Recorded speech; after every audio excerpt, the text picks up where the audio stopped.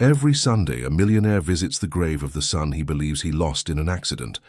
But everything changes when a boy appears in the cemetery wearing the same t-shirt as the child in the photo. He says he got the shirt from a boy who was playing in the park yesterday, and his name was the same as the millionaire's son. Overcome with an indescribable shock, the man begins a desperate search for the truth, and what he discovers is unbelievable. If this story caught your interest, don't forget to subscribe to our channel and tell us what city you're watching from. Let's continue. I promise this will be the best story you'll ever hear in your life. Every Sunday, without exception, Edward Sterling traveled the same path. He would wake up early, even before the sun rose over the city of Chicago, and prepare a bouquet of white lilies. Always white lilies. It was a routine that had accompanied him for so many years that he no longer knew how to live any other way. He dressed discreetly in a simple dark suit, a stark contrast to the elegant clothes he wore during the week in the mirrored offices of Michigan Avenue. On Sundays, Edward Sterling was not the successful businessman who ran one of the country's largest construction companies. He was just a father carrying a silent pain in his chest. The cemetery was on the west side of the city, surrounded by high walls and ancient trees that seemed to be silent witnesses to all the stories kept within. Edward knew every curve of the path, every stone on the way to that specific spot where he used to kneel. The cold August morning wind cut across his face, bringing with it the smell of damp earth and dry leaves. The sky was heavy with grey clouds, as if the universe itself shared the melancholy he felt. Before the headstone, Edward carefully placed the lilies. There was a framed photograph there, protected by glass, showing a boy with a wide smile and bright eyes. Michael, his son. The child was wearing a colourful striped t-shirt with red, blue, yellow and green bands. Edward remembered perfectly the day that photo was taken. They had gone to Lincoln Park and Michael wouldn't stop running, laughing, asking to climb the trees. The shirt was his favourite, a gift his grandmother had brought back from a trip to the south. That day had been perfect. How Edward wished he could turn back time and relive every second of that outing. But time does not turn back, and what came after was a sequence of events that turned his life into an emotional desert. Michael was only 6 years old when the accident happened. Edward didn't like to think about the details, but they always returned like persistent ghosts. It had been in the chaotic traffic of a Thursday afternoon on the way back from school. A reckless driver, a sudden brake, the inevitable collision. Michael was rushed to St. Jude's Hospital, one of the most respected in the region, but the hours that followed were a blur of desperation and confusing information. The doctors did not allow Edward to see his son. They said it was for the best, that it would be too traumatic. Edward begged, screamed, nearly lost his mind, but was restrained by security and sedated with an injection that left him unconscious for hours. When he woke up, everything had already been decided. Michael was gone. The formalities were handled quickly, documents were signed, and in less than 48 hours, his son was being buried. None of it made sense to Edward. He wanted to have seen his boy's face one last time, wanted to have said a real goodbye, but everything happened too fast, as if there was a rush to close the matter. Edward's wife, Claire, could not bear the pain. Their marriage, already fragile, completely fell apart. She moved to the mountains to her family's home in Aspen and never wanted to speak of it again. Edward was left alone in Chicago, immersed in his work and his Sunday visits to the cemetery. Life became mechanical. During the week, Edward buried himself in contracts, meetings, construction projects. His company grew, profits increased, but none of it filled the void Michael had left. He sold luxury apartments, erected commercial buildings, negotiated with international investors, but everything seemed colorless, without purpose. The money accumulated in his bank account, but Edward felt no pleasure in anything. On Sundays, he returned to the cemetery, and it was the only time he allowed himself to feel something beyond the automatic coldness of his daily life. The cemetery staff knew him well. Mrs. Irene, the caretaker who looked after that section, always greeted him with a discreet nod. She respected his silence and never tried to make conversation beyond what was necessary. Edward was grateful for that. He didn't want sympathy or words of comfort. He just wanted those minutes of solitude with the memory of his son. On that Sunday morning, just like so many others, Edward knelt before the headstone and began his silent ritual. He cleaned the glass of the photograph with a handkerchief he always carried in his pocket. He arranged the lilies in the marble vase. He closed his eyes and tried to connect with something he was no longer sure he believed in. Perhaps a spiritual dimension, perhaps just his own memory. It didn't matter. It was what he had. The wind blew harder, swaying the tops of the surrounding trees. Dry leaves fell onto the stone ground. Edward opened his eyes and sighed deeply. He was about to stand up when he heard footsteps behind him. Light, almost childlike footsteps. He turned and saw a boy standing a few feet away. The boy must have been about 6 or 7 years old. He was dressed in worn-out jeans and a simple t-shirt. His brown hair was messy from the wind, and he held a wilted flower in his hand. He seemed shy, his eyes fixed on the ground, as if waiting for permission to approach. Edward frowned. It was unusual to see children alone in that place, especially so early in the morning. The boy took a few hesitant steps toward Edward. He noticed the boy was barefoot, his feet dirty with earth, and that his t-shirt had grass stains, but it was the boy's expression that caught his attention the most. There was something gentle in those dark eyes, a kind of innocence that contrasted with the melancholy of the cemetery. Edward stood up slowly, not wanting to frighten the child. The boy looked at the headstone, then at Edward, and finally found the courage to speak. "Sir, did you know the boy in the picture?" The voice was thin, almost a whisper. Edward felt a lump in his throat. Did he know him? How could he explain to a stranger, especially a child, what that grave meant? He swallowed hard and nodded. "Yes, I knew him. He was my son." The boy looked at the photograph again, then at Edward, and a slight smile appeared on his lips. "He looks a lot like me, doesn't he?"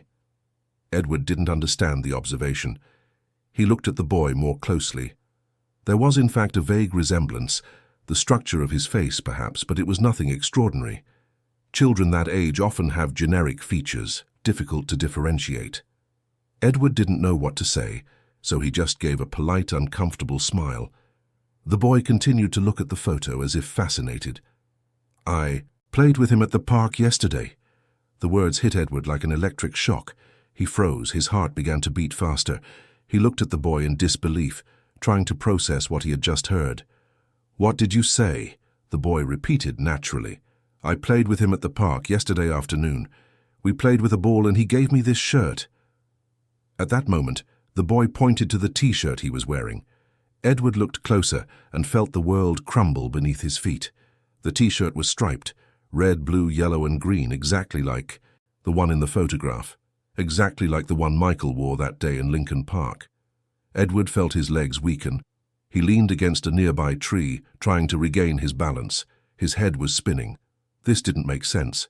It was impossible. Michael was there in that grave for years. How could a strange boy have an identical shirt? How could he say he played with Michael yesterday? "Where did you get that shirt?" Edward asked, his voice trembling. "I already told you, sir. The boy gave it to me at the park. He said I could have it. Because it was nice." Edward tried to stay calm, but his mind was in turmoil. This was madness. Maybe it was an absurd coincidence. Maybe the shirt was popular, sold in many stores. But something inside him, an almost forgotten voice, whispered that this was no coincidence. "Which park?" he asked, his voice almost desperate. "Lincoln Park, near the playgrounds. We played until it got dark." Edward felt tears burn in his eyes. Lincoln Park, the same park Michael loved to go to, the same place as the photograph. This couldn't be real. But the boy spoke with such sincerity, with such certainty, that it was impossible to ignore. What did he look like? The boy you played with? The boy thought for a moment, frowning as if trying to remember the details. He was my age, more or less. He had brown hair and smiled a lot. "Oh, and he had a scar on his right arm. Said he fell off his bike." Edward nearly fainted. The scar. Michael had a scar on his right arm, the result of a bicycle fall 2 months before the accident. Nobody knew that detail. Only him, Claire, and the doctors who treated Michael at the time. How could this boy know that? Where are your parents? Edward asked, trying to understand the situation. I don't know. I live nearby. I always come here on Sundays to put flowers on the graves that don't have anyone. I think it's sad when nobody visits. There was a purity in those words that touched Edward deeply, but he couldn't stop thinking about the shirt, the scar, the park. It was all impossible, but at the same time, it was too real to be ignored. What's your name? Edward asked. Gabriel. Gabriel, I need you to help me. Do you know where this boy lives? The boy you played with? Gabriel shook his head. He didn't say, but he said something strange before he left. What? He told me to find the man who comes here every Sunday and tell him that everything is okay, that he's alive and he's waiting. Edward's world stopped. The words echoed in his mind like thunder. He's alive. He's waiting. How was that possible? What was happening? Could Michael have really survived? Had there been a mistake at the hospital? Edward knelt in front of Gabriel and held the boy's shoulders gently but with urgency. Gabriel, this is very important. Are you absolutely sure of what you're telling me? Did you really play with a boy who looked like this picture? Gabriel nodded with conviction. I'm sure, sir. He was really nice. He taught me a new trick with the ball. Edward felt a mix of hope and despair take over him. He didn't know whether to believe it or if he was going crazy. But something deep inside him, a paternal instinct that never died, screamed that this was true, that Michael was alive, that there was something wrong with the whole story of the accident and the hospital. Gabriel, can you take me to the park? Can you show me exactly where you played? I can, but he won't be there now. He only shows up in the afternoon. Edward stood up, his heart racing. He didn't know what to do, but he knew he couldn't just ignore this. He needed to investigate. He needed to find out the truth. He looked at Michael's headstone, at the photograph of his smiling son, and for the first time in years, he felt something other than pain. He felt hope. Gabriel, I need you to stay with me today. We'll go to the park this afternoon. We'll wait. If he shows up, you tell me immediately. Can you do that? Gabriel nodded, his eyes shining with enthusiasm. I can, sir. I'll help. Edward took the boy's hand, and they started walking toward the cemetery exit. Mrs. Irene watched from a distance, surprised by the unusual scene. Edward never left the cemetery with company. She thought about asking if everything was all right, but something in his expression made her remain silent. During the walk to the car, Edward couldn't stop thinking. His rational mind, trained by years of business and corporate decisions, tried to find logical explanations. Maybe Gabriel was just a child with a vivid imagination. Maybe the shirt was really a coincidence. Maybe the story of the scar was just a lucky guess. But there was something that didn't fit. The message Gabriel brought. He's alive. He's waiting. How could a child invent something so specific? Edward unlocked the car, a discreet black sedan he used on Sundays. He opened the door for Gabriel, who got in carefully, observing everything with curiosity. It was clear the boy was not used to luxury cars. Edward got into the driver's side and started the engine. Let's go to my house first. Are you hungry? Gabriel nodded shyly. I am, sir. Edward drove through the streets of Chicago, still empty on that Sunday morning. He lived in an apartment in the Gold Coast, a spacious, minimalist penthouse that looked more like a museum than a home. There were few personal items there. Abstract paintings on the walls, modern furniture, a huge library, but no real trace of life. No mess, no toys, no family photos. When they entered, Gabriel looked around, with wide eyes. He had never seen a place so big and empty. Edward took him to the kitchen and prepared a simple breakfast. Fresh bread, butter, orange juice. Gabriel ate with appetite, while Edward just watched, his mind still trying to process everything that was happening. Gabriel, you said you live near the cemetery. Where exactly? The boy swallowed his piece of bread before answering. In the housing project on the back street, with Aunt Lucy. She's taken care of me since my mom went away. Edward nodded, making a mental note. He would need to talk to this Aunt Lucy at some point, but right now his priority was to find out the truth about Michael. The hours passed slowly. Edward tried to work, opened his laptop, and pretended to review some documents, but he couldn't concentrate. Gabriel sat on the sofa, flipping through an architecture magazine without understanding much of what he saw. From time to time, he would look at Edward and smile, as if sensing the man's tension and wanting to reassure him. When the clock struck 3 in the afternoon, Edward stood up. "Let's go, it's time." They drove to Lincoln Park. The place was bustling, as always on Sundays. Families strolled, children ran, street vendors offered popcorn and cotton candy. Edward followed Gabriel to the playground area, near the pond. The boy pointed to a grassy field where several children were playing with a ball. "It was here.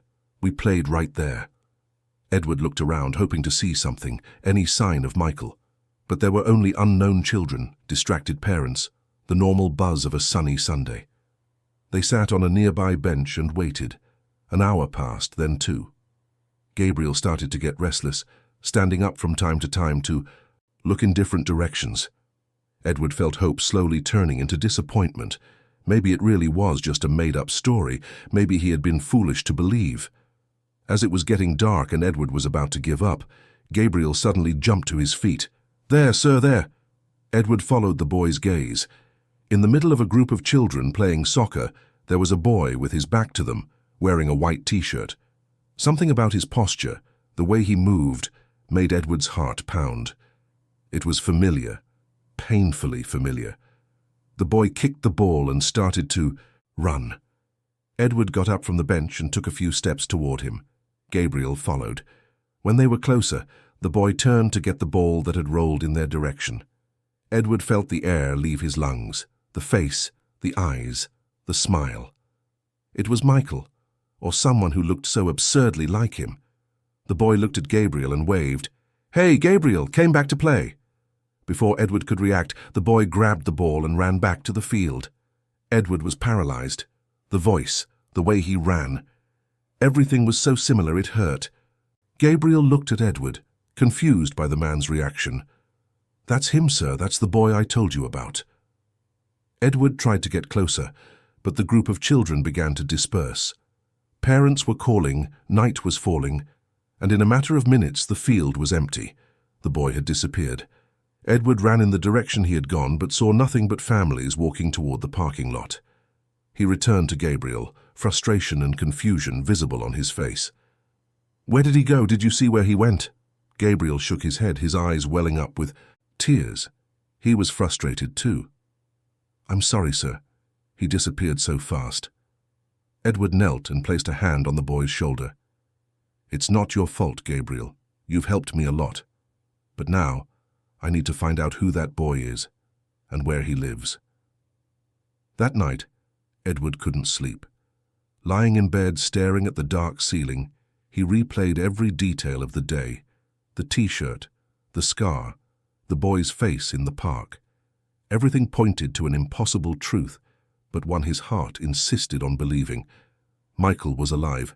Somehow his son had survived. But if Michael was alive, what had happened at the hospital that terrible night? Who was in that grave? And why did they hide the truth from him?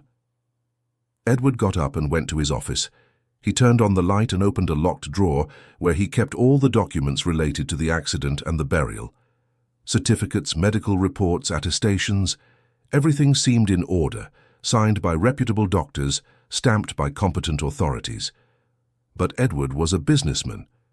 He knew how to recognize when something was wrong in a contract, when numbers didn't add up, when there were inconsistencies, hidden in the fine print. And now, looking at those documents with fresh eyes, he began to notice things he had ignored at the time, blinded by grief and despair. The date on the certificate was wrong. It wasn't from the day of the accident. It was 2 days later. The signature of the responsible doctor seemed different from the signature on other documents by the same doctor. The hospital stamp was smudged, almost illegible, and there was a handwritten note in the bottom corner of one of the reports that simply said, "Transferred."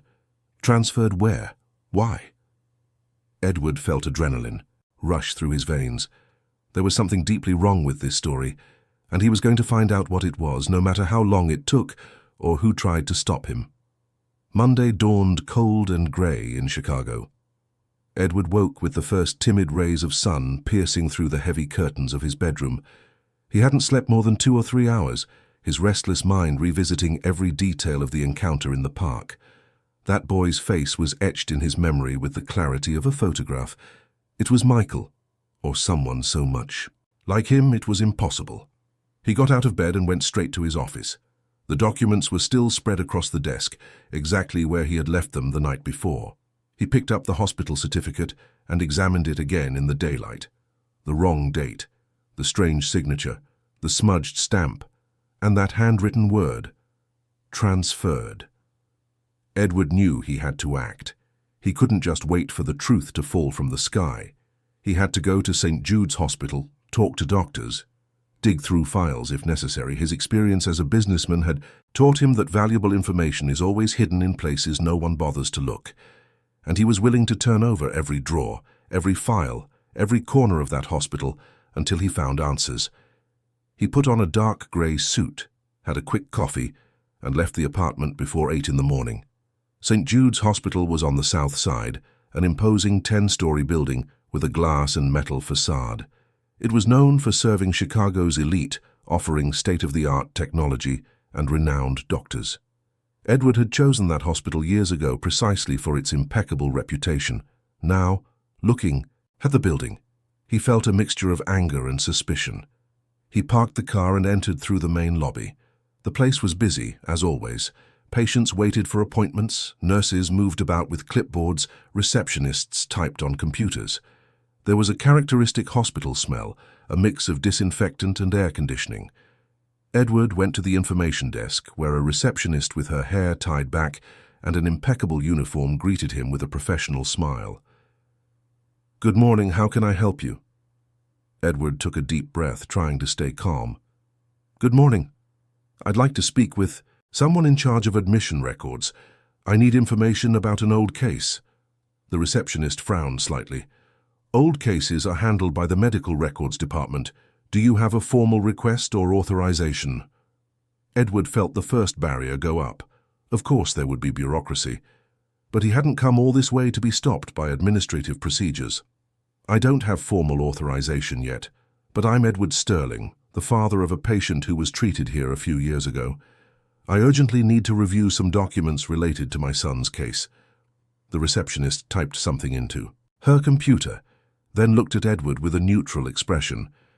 "Mr. Sterling, to access old records, you will need to fill out a request form and await approval from the hospital's ethics committee. The process can take 15 to 30 days. 30 days.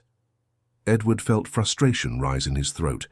He didn't have 30 days. He couldn't wait a whole month while his son, or someone who could be his son, was somewhere waiting for him. "I understand the procedures, but this case is extremely urgent. Can I speak directly with the medical director or someone with the authority to expedite this process?" The receptionist hesitated, then picked up the phone and dialed an extension. She spoke in a low voice for a few seconds, then hung up. "Can you wait a few minutes, sir? Dr. Richard Allen, the Deputy Administrative Director, will come speak with you." Edward thanked her and stepped away from the counter. He stood near the reception area chairs, watching the hospital's activity. There were children in their mothers' laps, elderly people in wheelchairs, young people with worried expressions. Each of them carried a story, a pain, a hope. Edward wondered how many of those stories had happy endings, and how many ended in tragedy or deceit. After about 15 minutes, a man in a white coat and thin-rimmed glasses approached. He must have been in his 50s, with neatly combed greying hair and an erect posture. He extended his hand to Edward. "Mr. Sterling, I'm Dr. Richard Allen. I understand you're seeking information about an old case." Edward shook his hand firmly. "Yes, doctor. My son, Michael Sterling, was treated here a few years ago after a traffic accident. I need to review the documents from his admission and medical treatment. Some inconsistencies have come up that concern me." Dr. Allen adjusted his glasses, his face maintaining a carefully neutral expression. "I understand your concern, Mr. Sterling. However, our protocol requires that requests to review old medical records be made through the formal process. We must protect patient privacy and ensure that records are accessed appropriately. Edward felt his irritation grow. Privacy. It was his son. He had every right to access those records. Dr. Allen, with all due respect, I'm talking about my own son. There's no privacy issue here. I just want to understand what happened that night. The documents I received at the time have some irregularities that I need to clarify. Dr. Allen shifted his weight from one leg to the other, visibly uncomfortable. What kind of irregularities, Mr. Sterling? Edward opened the folder he had brought and showed him the documents. The date on the certificate doesn't match the date of the accident. The doctor's signature looks different on separate documents. And there's a note here that says, transferred, but I was never informed of any transfer. Dr. Allen took the papers and examined them quickly. Edward noticed his hands trembled slightly when he saw the word transferred. There was something there, something the doctor recognized, and that made him nervous. Mr. Sterling, these are old documents. It's possible there was some administrative error at the time, but I assure you that all medical procedures were performed according to established protocols. If there was a transfer, it must be recorded in our system. Then show me the record. I want to know where my son was transferred and why. Dr. Allen handed the papers back to Edward. I will personally look into this matter and get back to you in the next few days. Leave your phone number with a reception, and we'll do our best to clarify everything. Edward realized he was being dismissed. Dr. Allen wasn't going to help him. He was just trying to buy time, to push him away. But Edward was not the kind of man who gave up easily. Dr. Allen, with all due respect, I'm not going to wait for days. My son might be alive, and every minute that passes is a minute I'm away from him. If you can't help me now, I will find other ways to access this information. I have lawyers, I have resources, and if necessary, I will publicly expose this hospital's irregularities. The threat hung in the air. Dr. Allen turned visibly pale. Mr. Sterling, you are making very serious accusations. Do you believe your son is alive? But weren't you present at the burial? I was, but I never saw the body. You didn't let me see it. And now I have reason to believe there was a mistake, a switch, something you are hiding. Dr. Allen looked around, checking if anyone was listening. Then he moved closer to Edward and lowered his voice. Mr. Sterling, you're making very serious claims. I suggest you seek psychological counseling before pursuing these ideas. The loss of a child is traumatic, and sometimes the mind creates illusions to cope with the pain. Edward felt his blood boil. This man was trying to make him look crazy, trying to discredit his suspicions before he could even investigate. I'm not crazy, doctor, and I won't give up. If there's something wrong here, I will find out, with or without your help. He turned and left the hospital before he said something he might regret. He got back in his car and punched the steering wheel in frustration. They had blocked his access to the files. They were trying to hide something, but why? What had happened that night that was so serious it needed to be covered up? Edward started the car and began to drive aimlessly. He needed to think. He needed to find another way to access the information. Then he remembered someone, Robert Miller, his personal lawyer. If there was anyone who could help him cut through the hospital's red tape, it was Robert. He picked up his cell phone and dialed. Robert answered on the third ring. Edward, how are you? It's been a while. Robert, I need you. It's urgent. He quickly explained the situation. Robert listened in silence, and when Edward finished, there was a long pause on the line. Edward, are you sure about this? This is very serious. I'm sure, or at least I'm sure enough to investigate. I need you to prepare a formal request for access to the hospital records, and if they deny it, we'll go to court. Understood. I'll prepare the documents today. But Edward, you need to be prepared for what you might find. Sometimes the truth is more painful than the doubt. I know, Robert, but I need to know. He hung up the phone and kept driving. He decided to go back to Lincoln Park. Maybe with luck he would find that boy again. Maybe he could follow him home and find out who he really was. He arrived at the park around noon. The sun was strong, and it was less crowded than on Sunday. He walked to the playground area but saw no sign of the boy. He stayed there for over an hour, watching every child that passed, but nothing. He was about to give up when he saw Gabriel.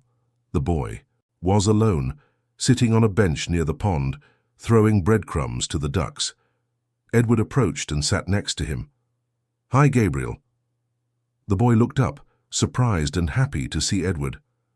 "Hi, sir. Did you come to look for the boy again?" "I did, but I didn't find him. Gabriel, you said you live with your Aunt Lucy. Where is her house?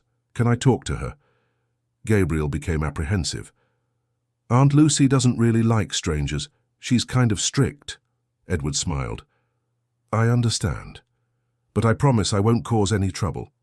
I just want to talk to her about the boy from the park. Maybe she knows something." Gabriel thought for a moment, then nodded. "Okay, but only if you promise not to tell her I come here alone. She thinks I play near the house." "I promise." They left the park together and walked for a few blocks until they reached a simple neighborhood with small houses and narrow streets. Aunt Lucy lived in a 2-story building with faded paint and a clothesline in the yard. Gabriel went up the steps and knocked on the door. A woman in her 40s opened it. She had dark hair tied in a ponytail and wore a flower-stained apron. When she saw Gabriel with a stranger in a suit, her expression turned suspicious. "Gabriel? Who is this man?" "Auntie, this is Mr. Sterling. He's nice. He just wants to talk to you." Lucy crossed her arms and looked Edward up and down. "Talk about what?" Edward took a step forward, maintaining a respectful posture. "Ma'am, my name is Edward Sterling. Gabriel helped me with a very important situation, and I'd like to ask you a few questions about a child he met in the park. It will only take a few minutes." Lucy still seemed suspicious, but after a moment she shrugged. "Fine, come in, but be quick, I have work to do." They entered the house. It was simple but clean, with old but well cared-for furniture. Lucy offered coffee, and Edward accepted. They sat at the kitchen table, and Gabriel stood nearby, curious. "Gabriel told me he saw a child in the park, a boy who looks a lot like my son. My son disappeared a few years ago in an accident, and I'm trying to understand what happened. Do you know any boy Gabriel's age who lives around here and usually plays in Lincoln Park?" Lucy served the coffee and sat down. "Look, Mr. Sterling, there are a lot of kids in this neighborhood. I don't keep an eye on all of them. Gabriel mostly looks after himself. I work all day at a bakery and only get home at night." Edward nodded, trying not to show his frustration. "I understand, but Gabriel mentioned that this boy gave him a colorful striped T-shirt. Have you seen this shirt?" Lucy looked at Gabriel. "What shirt? I've never seen any shirt." Gabriel turned red. "I lost it, Auntie." "I'm sorry." Lucy rolled her eyes. "This boy loses everything. But look, Mr. Sterling, I don't know how I can help. If Gabriel said he saw a boy at the park, he probably did. He doesn't usually lie." Edward took a sip of his coffee, thinking. He wasn't going to get any more information here. He needed to try another approach. "Do you know of any institutions or homes around here? A place that takes care of children?" Lucy thought for a moment. "There's the St. Francis Children's Home, a shelter near the expressway. It takes care of kids who've been removed from their families. But I don't know much about the place. Why?" Edward felt a spark of hope. "Just curious. Thank you for the coffee and the conversation, ma'am. Gabriel, thank you for your help." He left the house and immediately took out his phone to search for the St. Francis Children's Home. He found the address and some basic information. It was a city-run institution that housed vulnerable children.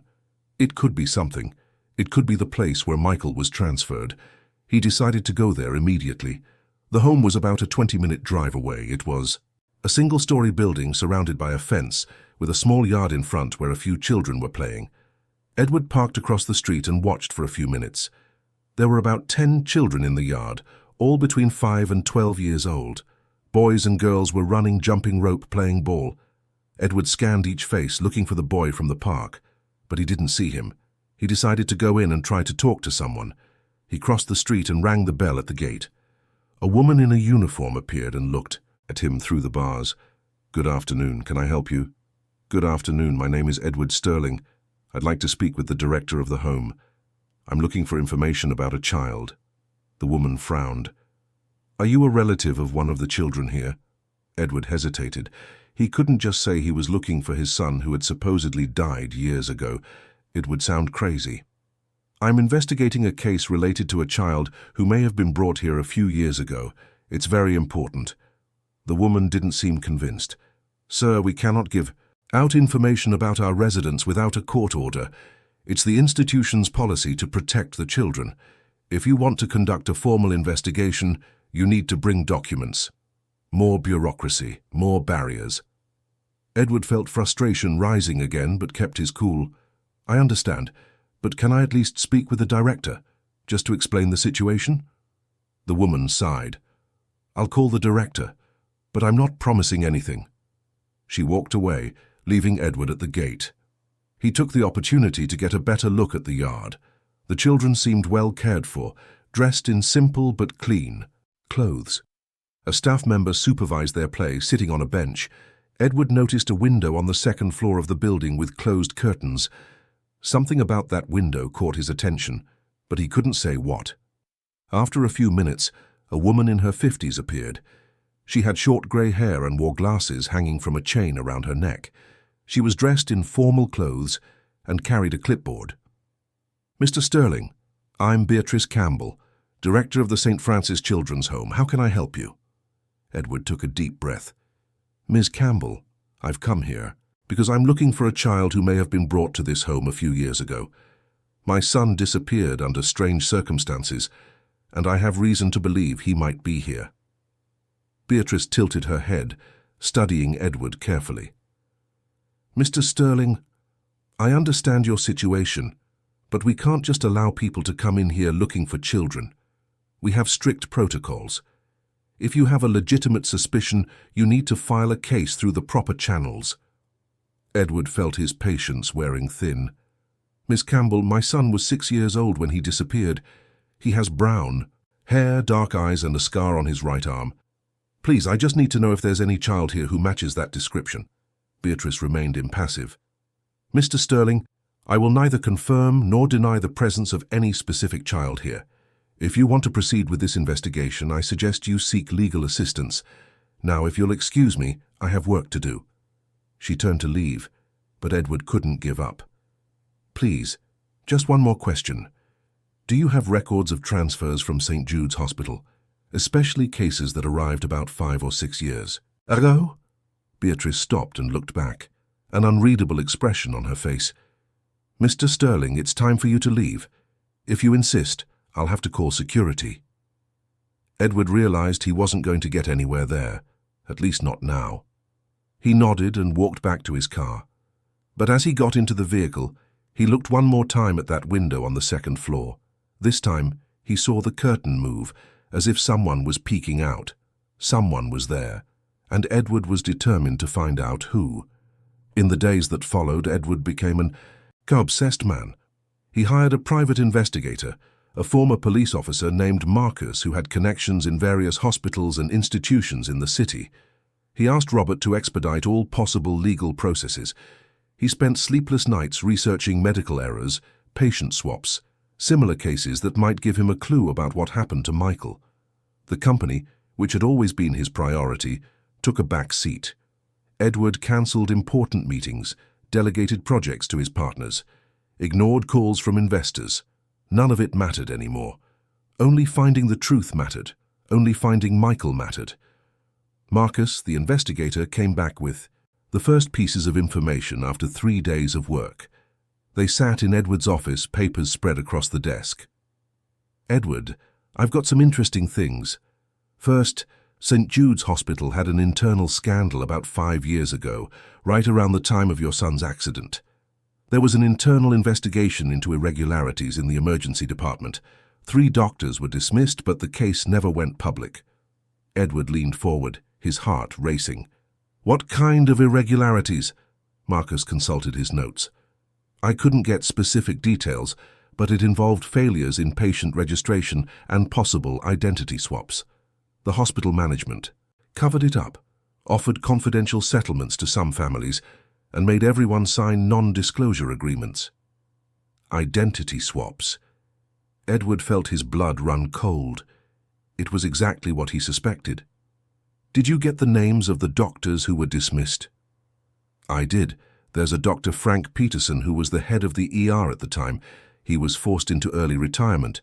There's also Dr. Sylvia Miller and Dr. Charles Taylor. Both were transferred to smaller hospitals out of state. What about the nurses? Was anyone from the nursing staff dismissed? Marcus flipped a few pages. Yes, a nurse, named Maria Oliver, resigned right after the incident. She had worked at St. Jude's for 15 years and suddenly left, without explanation. I got her address. She lives right here in Chicago, in the Pilsen neighborhood. Edward felt a wave of hope. A nurse who left right after the incident. She might know something. She might have seen what really happened that night. I want to talk to her. Today. Marcus hesitated. Edward, take it easy. This woman might not want to talk. If she signed an NDA, she could be afraid of reprisals. I know, but I have to try. They took the car and drove to Pilsen. Maria's address was a simple apartment in a 4-story walk-up building. Edward climbed the stairs with Marcus behind him. When they reached the apartment, he knocked firmly on the door. No one answered. Edward knocked again. After a few seconds, they heard footsteps on the other side. The door opened just a crack, held by the security chain. A woman in her 50s peered out, her expression suspicious. Yes? Ms. Maria Oliver, my name is Edward Sterling. I'd like to talk to you about something very important. I'm not interested. Please, go away. She tried to close the door, but Edward put his foot in the way. Please, just a few minutes. It's about St. Jude's Hospital, about something that happened a few years ago. My son was involved. Maria turned pale. Edward saw the recognition in her eyes. She knew something. I don't work there anymore. I can't help you. I know you left right after an incident. Please, I need to know the truth. My son might be alive, and you might be the only person who knows what really happened. Maria looked around the hallway nervously, as if checking if anyone was listening. Then, reluctantly, she unlatched the chain and opened the door. Come in, quickly. Edward and Marcus entered the apartment. It was small, but well organized, with modest furniture and family photos on the walls. Maria closed the door and the windows before sitting in an old armchair. You can't tell anyone you talked to me. I signed papers. I could be sued. Edward sat on the sofa across from her. No one will know. I promise. I just need to understand what happened. My son, Michael Sterling, was admitted to St. Jude's 5 years ago after a traffic accident. I was told he didn't survive, but now I've discovered inconsistencies in the documents, and I have reason to believe he's alive. Maria closed her eyes, her hands trembling slightly. She was silent for a long moment, as if debating internally whether or not to speak. It was a terrible night, she began, her voice low. 2 children arrived at the same time, both victims of serious accidents. One came from a car crash, the other from a complicated bicycle fall. They were the same age, similar hair, similar physical build. The ER was chaotic that night. A fire had just broken out in a nearby building, and we had dozens of victims coming in at once. Edward held his breath. He was finally hearing the truth. Please, continue. Maria opened her eyes but didn't look directly at Edward. The 2 children were taken to different emergency rooms. I was taking care of one of them. The other was with Dr. Peterson's team. Everything happened very fast. One of the children didn't make it. The other stabilized, but was in critical condition. He needed intensive care. Which one didn't make it? Edward asked, his voice almost a whisper. Maria finally looked at him, her eyes filled with tears. The child I was caring for, the boy from the bicycle fall. But when they went to do the paperwork, there was a mix-up. The charts were switched. Dr. Peterson was under pressure. He had been drinking on his shift, something no one was supposed to know. He made mistakes. He mixed up the records. And by the time he realized what he'd done, it was too late. The child who survived was registered as the one who had died, and the one who had died was registered as the survivor. Edward felt the world spin around him. The revelation was devastating. Michael hadn't died. Another child had died in his place, and someone had hidden this terrible mistake. My son was alive. He survived, and you told me he was dead. Maria wiped her tears with trembling hands. Mr. Sterling, when Dr. Peterson realized the mistake, he had already spoken to the families. He had already released the wrong body. He panicked. He called the hospital administration. They decided it would be worse to correct the mistake than to maintain it. They thought it would cause a huge scandal, lawsuits, loss of credibility, so they decided to cover it up. Edward stood up, rage rising like lava. Cover it up? You hid the fact that my son was alive. Where was he taken? Maria also stood, her hands outstretched in a defensive gesture. He was transferred to a home. They said he was a child with no identified family who had been found after the accident. They forged the documents. They erased the correct record. To which home? Edward practically shouted. I don't know, I swear I don't know, I just know it was somewhere on the south side. They asked for my resignation shortly after. They offered me a sum of money to keep quiet. I accepted because I was scared. I had just lost my husband. I needed to support my children. It was the worst decision of my life. Edward was breathing heavily. He wanted to scream, to punch something, but he knew Maria was as much a victim as he was. She had been coerced, threatened. The real culprit was the hospital, Dr. Peterson, and the entire corrupt administration that decided to protect its reputation instead of doing what was right. South side, Edward muttered. The St. Francis Children's Home was on the south side. Marcus stood up and placed a hand on Edward's shoulder. Edward, now we have concrete information. We can go to the police, we can sue the hospital, but we need to do this the right way. Edward shook his head. No. First, I need to be sure. I need to get into that home and see my son with my own eyes. Then, we'll seek justice. He turned to Maria, who was crying silently in the armchair. Thank you for telling me the truth. I know it wasn't easy, and I promise your name won't come up in any of this. They left the apartment and returned to the car. Edward was shaking, a mix of adrenaline, anger, and hope coursing through his veins. Michael was alive, his son was alive, and he was going to bring him back no matter what it took. Marcus, I need you to get a court order to enter the St. Francis Children's Home. I don't care how much it costs or who we have to bribe. I want to get in there tomorrow. Marcus nodded. I'll talk to Robert. We'll figure something out. Edward spent the rest of the day in a state of extreme anxiety. He couldn't eat, couldn't concentrate on anything. He called Claire, his ex-wife, but she didn't answer. He called again, left messages. Finally, she returned his call late at night. Edward? What is it? I'm busy. Claire, I need to tell you something. It's about Michael. There was a pause on the other end of the line. Edward, please don't start. We've talked about this. You need to move on. Michael is alive, Claire. I have proof. There was a mistake at the hospital. They switched the children. Our son was taken to a home. Silence.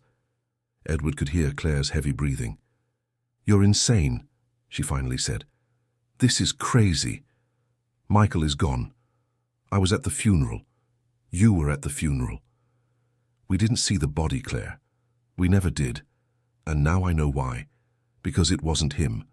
Please believe me. Just one more day. Tomorrow I'm going to the home. If I'm wrong, I'll never bring this up again. But if I'm right, we're going to have our son back. Claire started to cry. Edward, I can't take it. I can't take this. Hope again. I've suffered too much. I know, honey, I know, but this time it's different. This time I have proof. He hung up the phone and sank into the sofa. The night seemed endless. Edward couldn't sleep. He lay there looking at the ceiling, replaying everything in his mind. Maria's words, the certainty that Michael was alive, the anger at what they had done to his family. Early in the morning, Robert called. Edward, I got it. I have a court order. We can go to the St. Francis Children's Home today at 10 o'clock, but I have to warn you, the judge was very clear. If we don't find anything concrete, this could backfire on you. We'll find something, Edward said with conviction. At 10 o'clock sharp, Edward, Robert, and Marcus were in front of the St. Francis Children's Home. There was also a court officer and 2 police officers to ensure the court order was followed. Beatrice Campbell, the director, was visibly nervous when she opened the gate. This is an outrage, an invasion.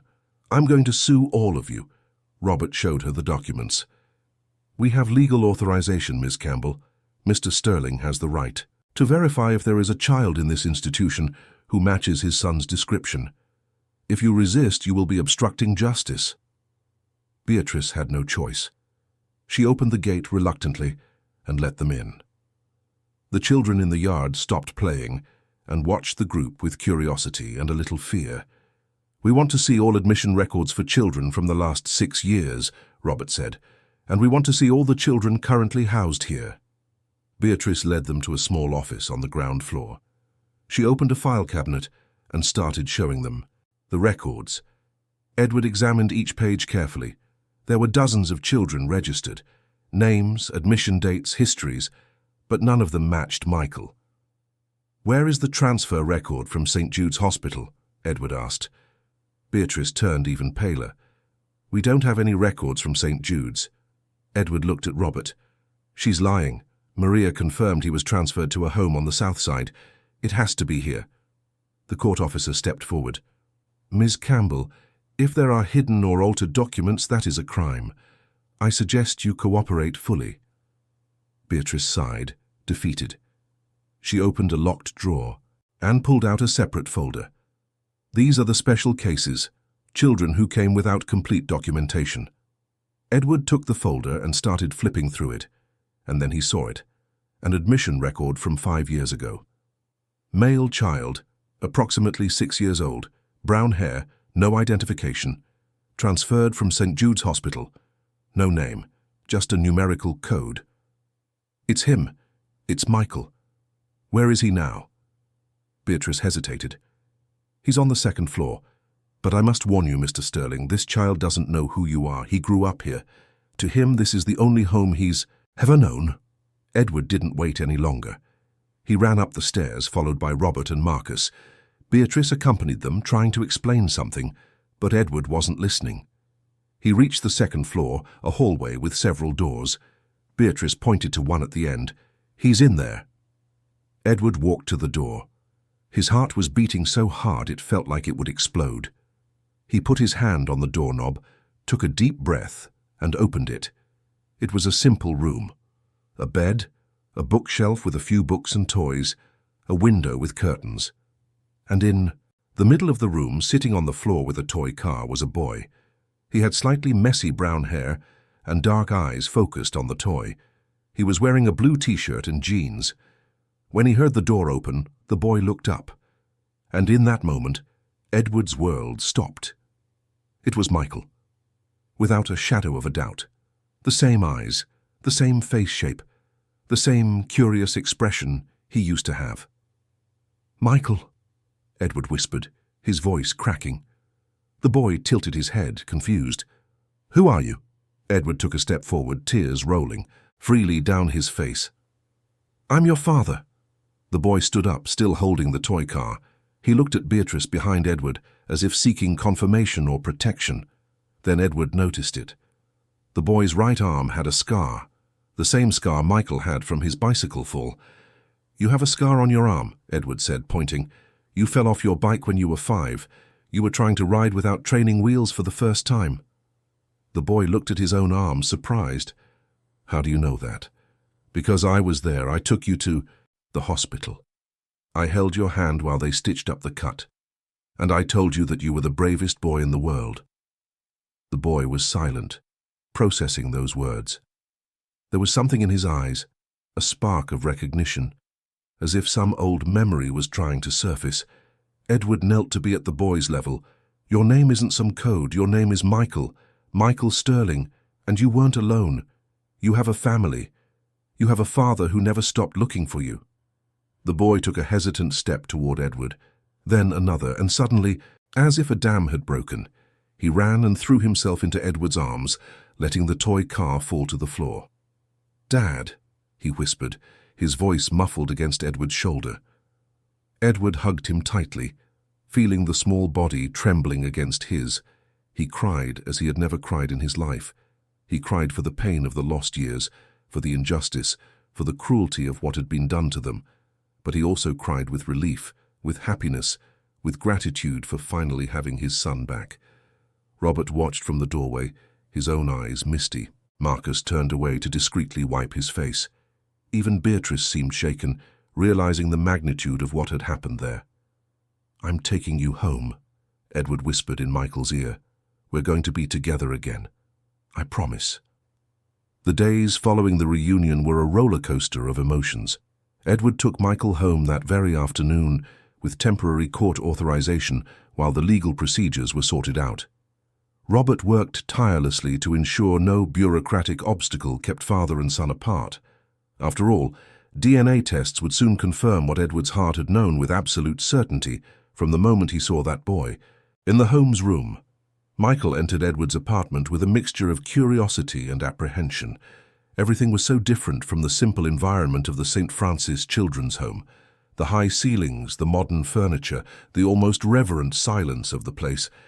Edward sensed his son's discomfort and tried to make everything less intimidating. "This will be your room," Edward said, opening the door to one of the guest rooms. "We'll let you decorate it however you want. You can choose the colors, the furniture, the toys, anything you want." Michael entered the empty room and looked around. Then he looked at Edward with those eyes that seemed too old for a child. "Can I have a teddy bear?" The question broke Edward's heart. Of course he could. He could have 1,000 teddy bears if he wanted. But the fact that Michael asked for something so simple, so basic, showed how much he had been deprived of during all those years. "You can have as many as you want. We'll go buy some tomorrow."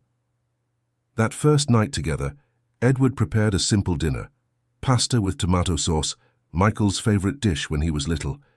He didn't know if the boy still liked it, if those old memories still existed somewhere in his mind, but he wanted to try. They sat at the table, facing each other. Michael ate in silence, watching Edward from time to time with an evaluative gaze. There was a barrier between them, years of separation that couldn't be erased in a day, but Edward was determined to rebuild that bond, brick by brick, memory by memory. "Michael," Edward began softly, "I know all of this is very confusing for you. I understand, but I want you to know that I've always loved you. I never stopped looking for you, not for a single day." Michael put his fork down on the plate. "Aunt Beatrice used to say my parents didn't want me. That's why I was there." Edward felt the anger rise again, but controlled it. Beatrice had lied to Michael, but she had probably been instructed to do so by the Holmes administration. It was all part of the cover-up. "That's not true, Michael. I always wanted you. You are the most important thing in my life. What happened was a terrible mistake. People lied. They hid the truth. But now we're together again, and I'm going to do everything I can to make up for the time we lost." Michael was silent for a moment, then asked in a small voice, "And my mum? Where is she?" Edward sighed. Claire had promised to come the next day. She was in shock, still processing everything, but she had agreed to come see Michael. "She's coming tomorrow. She loves you very much too. She's just a little scared right now." That night, Edward helped Michael get settled. He gave him clean clothes, showed him how the shower worked, and left a nightlight on so he wouldn't be afraid in the dark. When Michael finally lay down in bed, Edward sat beside him. "Do you want me to stay here until you fall asleep?" Michael nodded. Edward picked a book from the shelf and began to read in a low voice. It was a children's book about pirate adventures, something he had bought years ago with the intention of reading to Michael, but never got the chance. Now, finally, he had it. Michael fell asleep before the end of the story, his breathing becoming soft and regular. Edward stayed there for a few more minutes, just watching his son's peaceful face. So many times he had dreamed of this moment, so many times he had imagined what it would be like to have Michael back. And now that it was real, it seemed almost impossible to believe. He stood up slowly, so as not to wake him, and left the room, leaving the door ajar. He went to his own room but couldn't sleep. He lay in the dark, thinking about everything he needed to do. He needed to ensure the hospital was held accountable. He needed to make sure no one else would suffer what he and Claire had suffered. He needed to turn this pain into something positive. The next morning, Claire arrived. Edward saw her on the intercom, still beautiful despite the years of suffering visible on her face. Her eyes were swollen, as if she had spent the night crying. When he opened the door, she entered without a word, just looking around as if in a strange place. "Where is he?" she asked, her voice trembling. "In his room. He's still sleeping." Claire walked down the hall as if in a trance. Edward followed her. She stopped at the door of Michael's room and stood there for a long moment, just looking at the boy sleeping peacefully in the bed. "It's him," she whispered. "Oh my God, Edward. It's really him." The tears began to fall. Edward placed a hand on her shoulder, and for the first time in years, they shared something other than pain.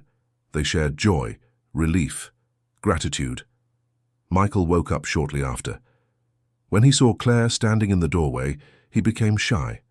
She approached slowly, knelt beside the bed, and held his hands.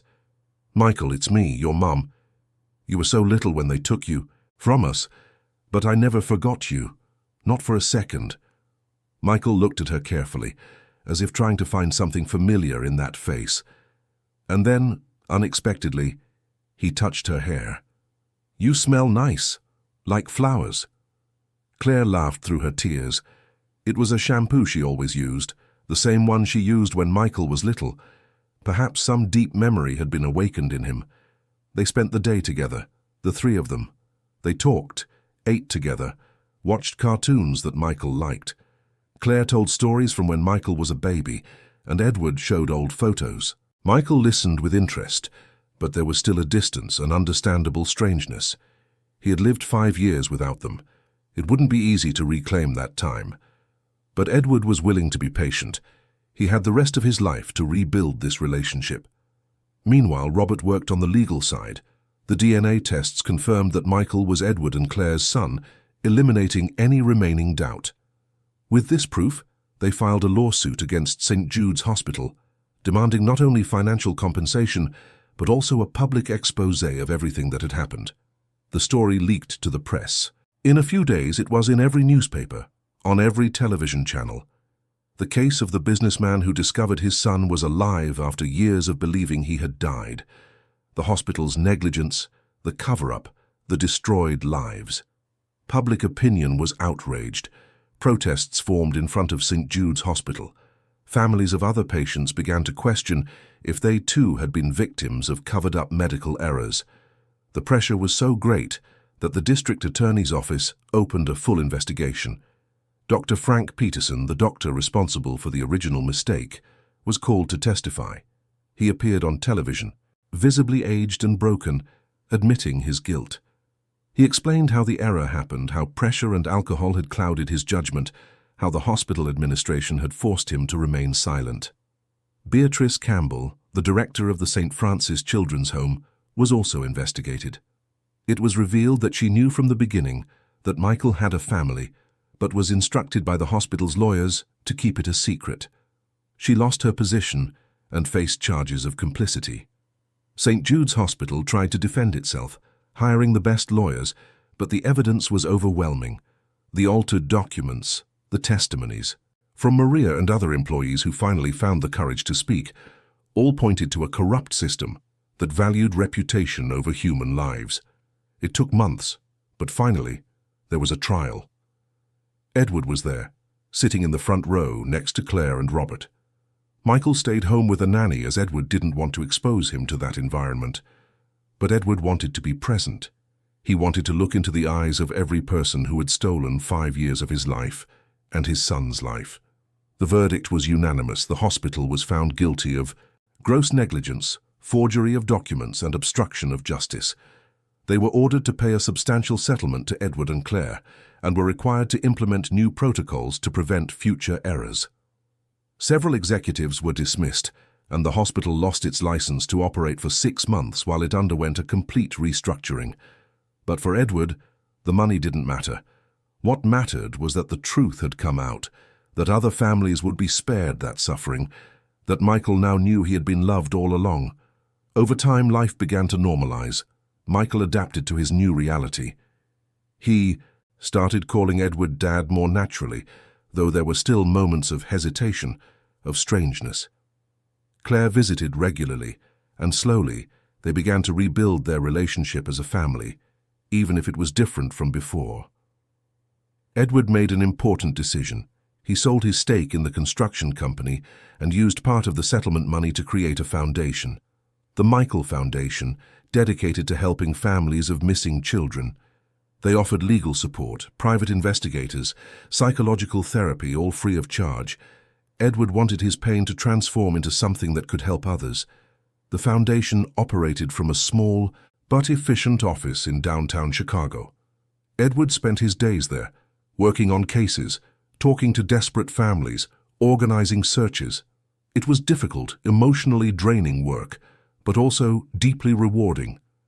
Every child found, every family reunited, was a victory that justified all the effort. Michael also participated in the foundation. In the afternoons after school, he would go to the office and help however he could. He organized documents, drew pictures for the children waiting for news, and talked to other boys and girls who had also been separated from their families. His presence there was therapeutic for both him and the others. He was living proof that miracles happen, that hope is worthwhile. About 6 months after the reunion, Edward decided to do something he had been planning for weeks. He wanted to go back to the cemetery, not to cry over a grave that should never have existed, but to close that chapter. And he wanted to do it with Michael by his side. One Sunday morning, they got in the car and drove to the cemetery on the west side. Michael was quiet during the drive, looking out the window and watching the city go by. When they arrived, Edward parked and the two of them got out together. They walked through the cemetery to that familiar place where Edward had spent so many Sundays. The headstone was still there, with the photograph of a smiling young Michael. Edward knelt and cleaned the glass of the photo, a habit that persisted even though he knew it no longer made sense. Michael stood beside him, looking at his own image. "It's weird seeing my face here," he said. Edward put his arm around his son's shoulders. "This headstone represents a lot of pain, Michael, but it also represents love. Because even when I thought I had lost you, I came here every single Sunday. Because I never forgot you. I never stopped loving you." Michael leaned against Edward. "I know, Dad. I know." They stood there for a few minutes in silence, and then Edward decided it was time to go.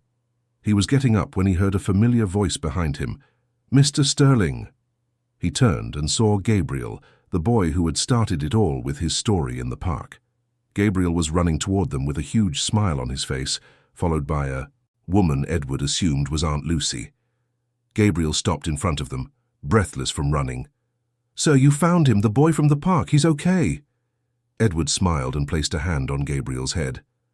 "I did find him, Gabriel, and it's all thanks to you. If you hadn't told me about the boy in the park, I never would have discovered the truth." Gabriel blushed with pride. Lucy approached, her expression gentle. "So it was all true, what Gabriel said. I thought it was just a child's imagination." Edward shook his head. "It was true. Your nephew is a hero. He saved my family." Lucy looked at Gabriel with affection. "I always knew this boy was special." Edward then had an idea. He opened his wallet and took out a business card for the Michael Foundation. "Lucy, I want to do something. Gabriel helped me when I needed it most. I want to pay it back. This is the card for my foundation. If you ever need anything, education, healthcare, housing, anything at all, just call me. I'll make sure Gabriel has every opportunity he deserves." Lucy took the card with trembling hands, her eyes welling up. "Mr. Sterling, I don't know what to say. Thank you so much." Edward hugged Gabriel. "Thank you, Gabriel. You brought my son back to me. I'll never forget this." Gabriel looked at Michael and smiled. "You look happier now." Michael smiled back. "I am. Much happier." They said goodbye to Gabriel and Lucy and walked back to the car. But before leaving, Edward looked one last time at the headstone. He decided he would arrange for its removal. It no longer made sense to keep it there. Michael was alive, he was by his side, and that's all that mattered. They drove to Lincoln Park, the place where it had all begun. They walked together across the grass, watching other families play, children run, vendors offer popcorn. It was a common Sunday scene, but for Edward, it held a special meaning. They sat on a bench near the pond. Michael watched the ducks swimming. "Dad, can I ask you a question?" "Of course, son." "Why did you never give up on me?" Edward thought for a moment before answering. "Because true love doesn't give up, Michael. No matter how much time passes, no matter how hard it gets, a father never gives up on his son. You are a part of me. You always were, and you always will be." Michael held Edward's hand. "I like being here with you." Edward squeezed his son's hand, feeling tears welling up again, but this time they were tears of happiness. "Me too, Michael. Me too." They stayed there until the sun began to set, painting the sky in shades of gold and orange. The gentle breeze carried the laughter of other children, and Edward felt a peace he hadn't experienced in years. The pain still existed, the scars were still there, but now there was also hope. There was also a future.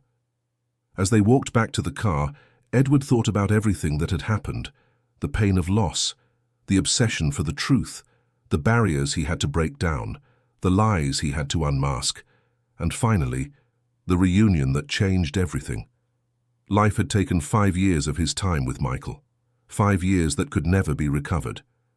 But it had given him a second chance, an opportunity to start over, to be the father he always wanted to be, to build new memories that would be as strong as the old ones. Michael ran ahead, turning to look back at Edward with a smile. "Come on, Dad, you're too slow." Edward laughed and quickened his pace. "Wait up, champ. I can still catch you." They ran together through the park, and in that moment, everything was okay. Everything was right. Father and son together again as it always should have been. The weeks turned into months, and the months into years. Life went on. Michael grew up, made friends at school, developed new interests. Sometimes he still had nightmares about the home, about the years of loneliness, but Edward was always there to comfort him, to remind him that he was safe now that he had a family. Claire also rebuilt her bond with her son. She and Edward never got back together as a couple. The wounds were too deep for that. But they became friends, united by a common love for Michael. She moved back to Chicago and rented a nearby apartment, visiting her son regularly. On weekends, Michael alternated between Edward's house and Claire's, learning to love them both in different ways. The Michael Foundation prospered. They helped dozens of families find their children. Not all cases had happy endings, but every effort was worth it. Edward became an important voice advocating for reforms in the hospital system and child protection. He gave lectures, participated in committees, and fought to ensure no other family went through what he had. And the colorful striped T-shirt, the one Gabriel had worn that triggered the entire discovery, Edward had it framed and hung in the Foundation's headquarters. It was a symbol of hope, of how the most unlikely signs can lead to the most important truths. Michael, now 12, would look at that framed T-shirt whenever he visited the Foundation. "Dad, do you think everything happened for a reason?" Edward put his arm around his son's shoulders. "I don't know, Michael. I don't know if there's a grand plan or if it's all just luck and chance. But I know that no matter how dark the night is, the sun always rises again. And I know that as long as there is love, as long as there are people who don't give up, there is always hope." Michael smiled. "You're kind of philosophical sometimes, Dad." Edward laughed. "Yeah, your mom always said that too."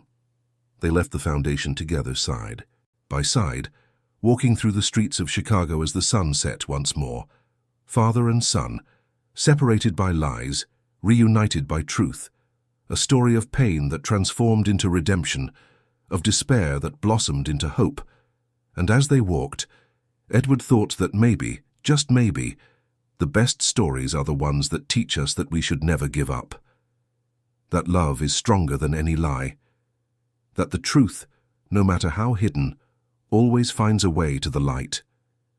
The journey had been long and painful, but in the end every tear had been worth it. Every tear. Because now, finally, Edward Sterling had back the most precious thing the world could offer. He had his son. And that was all that mattered. End of story. Dear listeners, we hope the story of Edward and Michael has deeply touched your heart. If you were moved by this journey of pain, hope and reunion, please leave a like, subscribe to the channel, and tell us in the comments which moment marked you the most. Was it the encounter with Gabriel in the cemetery? Maria's revelation? or that final embrace between father and son. Every day we bring intense stories, like this one, which reveal the deepest side of the human soul, which show that true love never gives up and that the truth always finds its way. Stories that make us believe that miracles happen when we least expect them. We look forward to seeing you in the next episode with another narrative that will stir your emotions and make you reflect on the bonds that unite us.